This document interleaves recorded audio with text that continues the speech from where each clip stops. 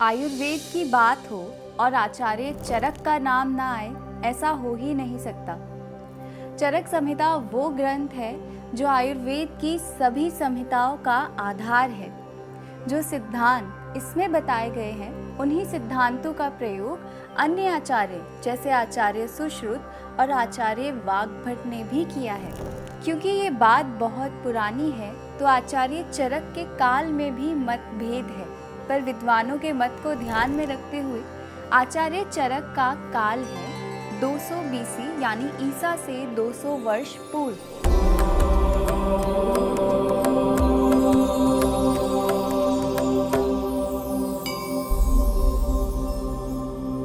प्राचीन समय में ऋषियों के निवास की दृष्टि से ऋषि दो प्रकार के होते थे, एक शालीन और दूसरे यायावर। शालीन यानी जो कुटी बनाकर के निवास करते थे, और यायावर जो भ्रमणशील होते थे, यानी एक स्थान पर अधिक नहीं रुकते थे और इधर से उधर घूमते रहते थे।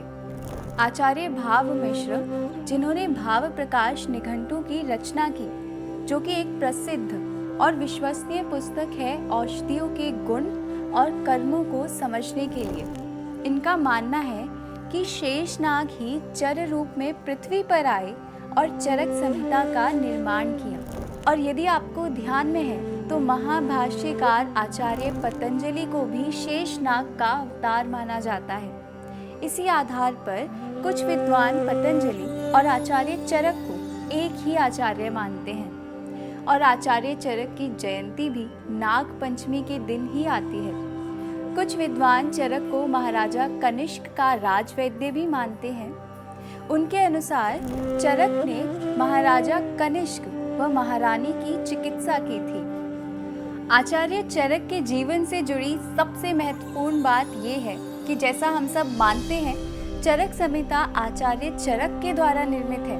वास्तव में चरक संहिता आचार्य चरक द्वारा रचित नहीं है, उनके द्वारा ये मात्र प्रतिसंस्कारित की गई है। और इतनी सुंदरता के साथ इसे प्रतिसंस्कारित किया गया है कि इस संहिता का नाम पड़ा चरक संहिता, जो वास्तव में अग्निवेश तंत्र है। अब आप सोचेंगे ये अग्निवेश कौन है? तो अग्निवेश पुनर्वसु आत्रेय नाम के एक ऋषि के शिष्य थे। प्रारंभ में आयुर्वेद के सिद्धांत धरती पर ऋषियों के समूह के द्वारा स्थापित किए गए। इन्हीं में से एक ऋषि थे आत्रेय, जिन्होंने अपने 6 शिष्यों को आयुर्वेद का ज्ञान दिया। ये 6 शिष्य थे अग्निवेश, भेल, जतुकर्ण, हारित, क्षारपाणी और पाराशर। और आयुर्वेद का ज्ञान लेने के बाद इन सभी ने अपने अपने तंत्रों की रचना की, जिनमें सबसे अधिक प्रसिद्ध हुई अग्निवेश तंत्र।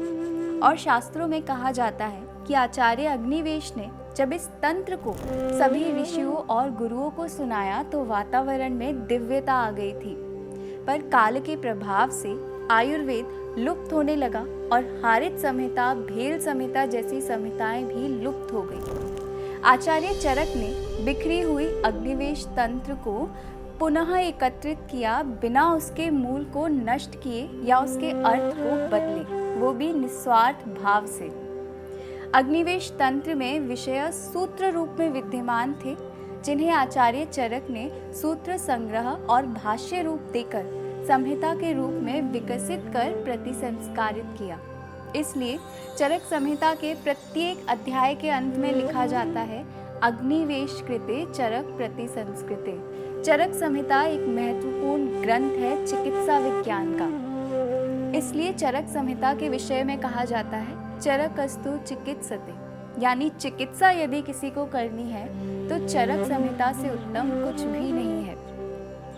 चरक संहिता की व्यापक सार्थकता स्वयं चरक के वचनों से सिद्ध होती है। इन्होंने कहा है, यदि हस्ति तद अन्यत्र यन्ने हस्ति न तत् क्वचित्, यानी जो भी चिकित्सा के सिद्धांत रोग चिकित्सा के संदर्भ में चरक संहिता में कहे गए हैं, वो आपको सभी दूसरे ग्रंथों में मिल सकते हैं, पर जो चरक संहिता में नहीं है वो आपको कहीं भी नहीं मिलेगा।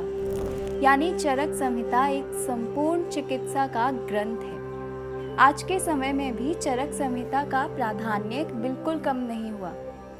आचार्य चरक के मौलिक सिद्धांत और चिकित्सा की विशेषता से आधुनिक चिकित्सा विज्ञान के विद्वान प्रोफेसर ऑसलर इतने प्रभावित थे कि उन्होंने सन 1898 ईस्वी में न्यूयॉर्क में चरक क्लब की स्थापना की। इसी क्रम में एक विदेशी वैज्ञानिक ने ये तक कह दिया कि यदि चिकित्सा के संपूर्ण ग्रंथों को नष्ट कर दिया जाए तब भी अकेले चरक संहिता से सफलतापूर्वक रोगों की चिकित्सा और स्वास्थ्य रक्षण किया जा सकता है। आयुर्वेद जगत के विद्वान और आधुनिक चिकित्सकों द्वारा चरक संहिता ऑनलाइन एडिशन भी चलाया जाता है, जिसे आप चरक संहिता को आसानी से समझने के लिए पढ़ सकते हैं। तो ये थे चरक संहिता और आचार्य चरक से जुड़े कुछ ऐसे तथ्य जो आपको पता होने चाहिए। इसी प्रकार की ऐतिहासिक घटनाओं और महापुरुषों के बारे में जानने के लिए हमारे साथ जुड़े रहिए। और अगर आपको हमारा वीडियो पसंद आया है तो इसे लाइक और शेयर ज़रूर करें। हरि ओम तत्सत।